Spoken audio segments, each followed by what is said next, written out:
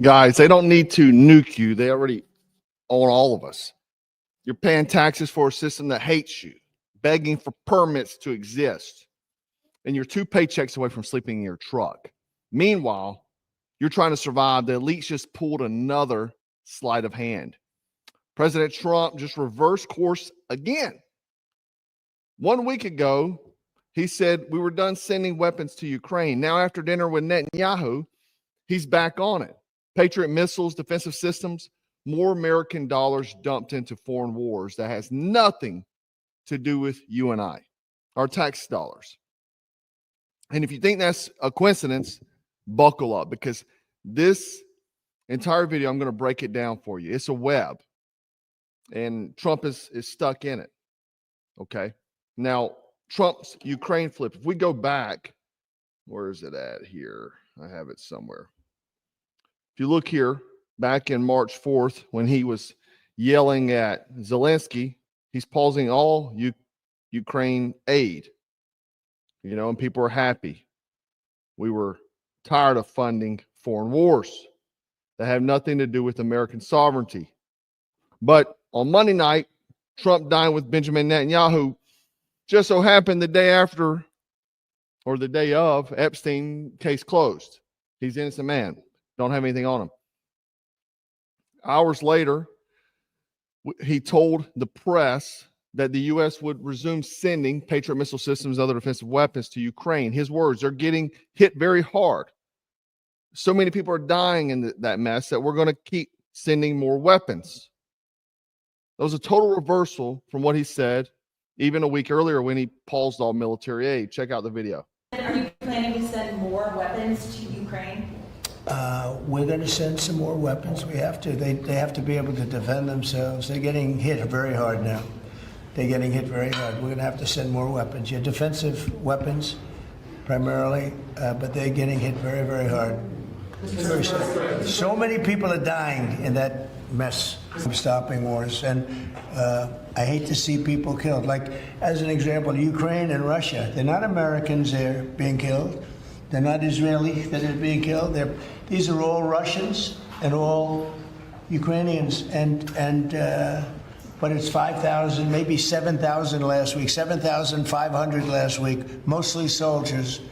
But people in towns and cities that are getting hit, but mostly death is mostly soldiers. Now, so they don't come from here, but it's 7,000 last week souls. And if I can stop that, they have parents and they have sisters and brothers and getting married. Now you may say, why the change? Because this isn't about defending Ukraine at all. This is about appeasing the swamp and keeping promises kept behind closed doors. Remember, Donald Trump's a businessman. I'm going to get into this in a minute. He's a negotiator, art of the deal. Let's talk about timing. This dinner didn't happen in a vacuum. It came the day that the DOJ announced that no one will be prosecuted in the Epstein case. Not a single client. Only Ghislaine Maxwell for trafficking to no one. There's no blackmail list. Just a sorry national security response a few months ago. Remember, we got that? In the same 24-hour window, Netanyahu turns and nominates Trump for a peace prize, right? And Trump's base doesn't want a peace prize. They want action and they want justice. But Trump, he's still chasing global validation like Obama. So here's the theory.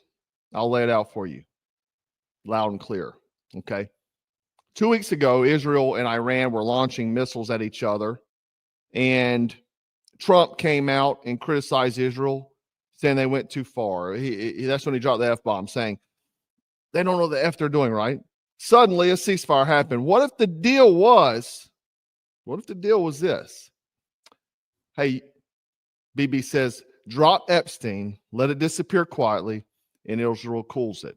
And in return, Netanyahu publicly praises Trump, gives him the Peace Prize nomination, and media shifts the spotlight to Trump, the global diplomat, because that's what he wants. He wants validation. It also the timing of the floods. You notice they dropped it during the same time too, and that's going to be big here in a moment. Meanwhile, you, the American taxpayer, keep footing the bill for Ukraine wars, Israel defense, and your own enslavement. And it's not going to change, right? Remember, Pam Bondi said Epstein files couldn't be released due to national security risk or victims and stuff. They use whatever terminology can. What's national security? Epstein ran a freaking blackmail honeypot. Mossad, probably some CIA, intelligence entrapment. You think that list vanished? No, they buried it. And a lot of people say about Epstein, they said, oh, they probably took him out, kept him alive, moved him. Epstein was a disposable asset, guys. Epstein is not the power player. He really is of no use. After he used, they can replace him. Okay. I mean, the thing is he's not a self-made billionaire. He's not. He's a guy that got money for intelligence operations to do this certain job for them. Okay. And the fact of the matter is that keeping him alive really doesn't serve a purpose. They'll just put somebody in his place. That whole Epstein operation is still running, just under a different person, probably not as public, because the intelligence agencies running are still running this. Money's still being moved in Jeffrey Epstein accounts. Go Google that after his death. So the operation is still running. The blackmail honeypot stuff is still going on. Epstein was just a disposable asset. He's useless. You know, they dropped the video yesterday. Well, what's funny is that the cell that the media said in 2020 is not the cell that's pictured in the video. So therefore, it's not even the same place. And then if you look here, it's not even in the same wing as the video that you see here. So it's in a completely different location. The film that they released was in a complete different wing. So it really doesn't serve any purpose. Okay. And then Trump also posted this after the drop. The FBI, under the direction of Kash Patel and Deputy Director Don Bongino, is back to the basics, locking up criminals and cleaning up American streets. We have the greatest law enforcement professionals in the world, but politics and corrupt leadership often prevented them from doing their job. That is no longer the case, and they now have been unleashed to do their jobs, to make America safer again or whatever. So, you know, he's just trying to gaslight and basically say, you know, quit. Don't worry about the Epstein stuff, right? The lists have not vanished. They have not stopped the operation. And when the truth starts boiling over, bam, you get the flood coverage. And at the press conference, Trump says, why are you still talking about Epstein? People are dying, man. That's classic political judo. Frame the truth as insensitive, redirect, deflect, and destroy accountability. This is a tactic that's used in politics constantly. Okay. Now, let's look here. Let's look at the video. Your memo and release yesterday on Jeffrey Epstein, it left some lingering mysteries. One of the biggest ones is whether he ever worked for an American or foreign intelligence agency. The former Labor Secretary, who was Miami U.S. Attorney Alex Costa, he allegedly said that he did work for an intelligence agency. So could you resolve whether or not he did? And also, could you say why there was a minute missing from the jailhouse tape on the news? Yeah, sure. Hey, Pam, could I just interrupt? Yeah, sure. Hey, Pam, could I just interrupt for Sure. 1 second? Are you still talking about Jeffrey Epstein? This guy's been talked about for years. You're asking, we have Texas, we have this, we have all of the things. And are people still talking about this guy, this creep? That is unbelievable. Do you want to waste the time, and do you feel like answering? I don't mind answering. I mean, I can't believe you're asking a question on Epstein at a time like this, where we're having some of the greatest success and also tragedy with what happened in Texas. It just seems like a desecration, but you go ahead. Sure. First, to back up on that, in February, I did an interview on Fox, and it's been getting a lot of attention because I said, I was asked a question about the client list, and my response was, it's sitting on my desk to be reviewed, meaning the file along with the JFK, MLK files as well. That's what I meant by that. Also, to the tens of thousands of video, they turned out to be child porn downloaded by that disgusting Jeffrey Epstein. Child porn is what they were. Never going to be released, never going to see the light of day. To him being an agent, I have no knowledge about that. We can get back to you on that. And the minute missing from the video, we released the video showing definitively the video was not conclusive, but the evidence prior to it was showing he committed suicide. And what was on that, there was a minute that was off the counter. And what we learned from Bureau of Prisons was every night, they redo that video. It's old, from like 1999. So every night the video is reset, and every night should have the same minute missing. So we're looking for that video to release that as well, showing that a minute is missing every night. And that's Sure. And you notice how she said, I don't have any information on him being an agent. I'll get back to you on that. Well, if you look at Acosta, he has said that on the record to media over the years, and him and Pam Bondi are close. So therefore, he has stated that numerous times to the media. Now, I'm sure he probably switched gears now because he was probably told to, because everybody's handled these days. But the fact of the matter is that it's out there. He admitted to it. He was told to cut a deal with Epstein because he was an intelligence asset, period. The other thing is if we want to look a little deeper, we can look at the PragerU CEO. Now, Dennis Prager, I didn't like this guy years ago whenever he went on Smashing Jesus Christ. I stopped following them guys years ago because he went smashing Jesus Christ and saying you're a fool to believe in Jesus Christ. Anyway, we look at, did you know that the CEO, Marissa Strait, used to work for Israeli intelligence? So it just turns out that PragerU is a Mossad operation, is to basically bind up conservatives, right? She worked for a unit. Let me see if I can get it up here. She worked for a unit right there, Military Intelligence Unit 8200. So an Israeli Intelligence Unit 8200. Now, if we dig even deeper, and I think, again, PragerU is completely an intelligence operation. We dig deeper. We look at Kash Patel. Who is Kash Patel dating? The current FBI director is dating Alexis Wilkins. Well, Alexis Wilkins is a media personality deeply tied to PragerU. And obviously, she's a country music and press secretary for Republican Representative Abraham Hamada, right? And they met at the Reawaken America event in 2022 and 2023. But she is a personality on PragerU. So if you want to see that, this is the same Kash Patel who's now reshaping federal law enforcement while sleeping next to a woman from an Israeli propaganda machine. You do the math. Now, Trump's inner circle is littered with people who have divided loyalties. And we're supposed to believe that he's free to act on behalf of you? Probably not. Probably not. Now, if we look at Lindsey Graham, let's talk about him because he's my senator from my state.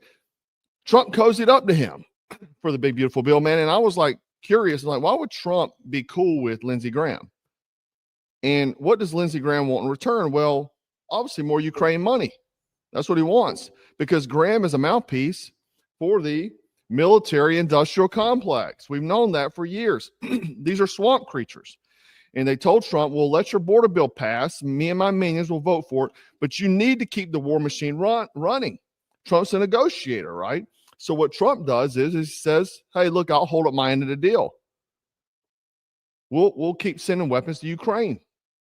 We'll sign this $500 billion deal to Israel defense. Your kids still broke. You're still struggling, still drafted for wars that aren't ours. Now, the base is fractured this week. Exactly why is because some still think he's playing 6D chess.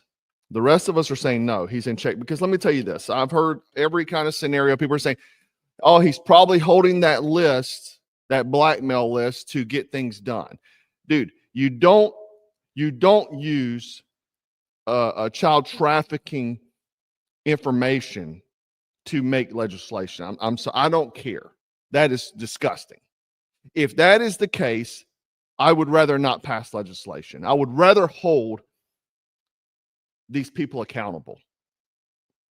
These people that abuse children, I would rather have them held accountable than to pass any legislation. I want to see the deep state dismantled. And I've been saying this for years. The Epstein psyop is the most important thing in the deep state because it controls everybody. The machine behind them, not Jeffrey Epstein. He's a useless, disposable asset. It's the people, not even the clients. It is the people running this. We have the Ukraine reversal. We have the Mossad connections. We have the Nobel Peace Prize bait. It all feels wrong. This is not 2016 Trump, man. This is 2025 Trump negotiating with war hawks and deep state allies. and still acting like the swamp's being drained while swimming in it. You can't swim in the swamp and make deals with the swamp to drain the swamp. I'm sorry, you can't. And while all this is happening, I need you to understand something, okay? And I keep saying this over and over again. I've said this for years. We're already enslaved. We beg for permits to get a suppressor or even carry a firearm. We pay taxes to tyrants. You work a job that owns your time, your energy, and your freedom. If you get fired tomorrow, how long before you're homeless? They don't need camps or shackles. They've got you right where they want you. People are sedated by tech, by sports, and by division. And when things go bad, when the power cuts off, when the water stops flowing, people break because people have been so dependent on the system that's designed to fail you. That's why I do this, not to scare you, not to hype you, but to wake you up, to teach you how to resist it, how to thrive in spite of it, and how to never bow again, right?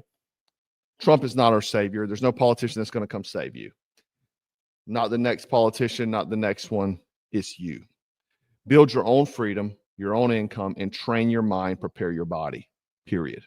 No one's coming to save you. And the only way out of this is, like I've said for years, is going to be a revolution. Because in the end, you're either going to be sovereign or you're going to be controlled, period. No one's going to save you. No one's going to help you. And if you don't take this seriously now, guys, when it matters the most, don't complain when the chains tighten, when you pay more taxes, when you're asking permission. I've seen so many people celebrating about various permits. Oh, I get to get this firearm. When you have to ask permission, our Constitution didn't say anything about asking permission. It just didn't. Anyway, guys, hopefully you're not too jack-pilled after this, but the truth is the truth, and I'm here to bring you the truth. Okay? We're in this together, and unfortunately, evil shows its ugly head. And no matter who's in office, those people that controlled Epstein, they're still in control. And they've been in control for centuries, and nobody's going to stop them. Anyway, guys, I want to know your thoughts below. Make sure you like, share, and subscribe. And always remember to stay frosty, stay strapped, stay dangerous, because nobody's coming to save you.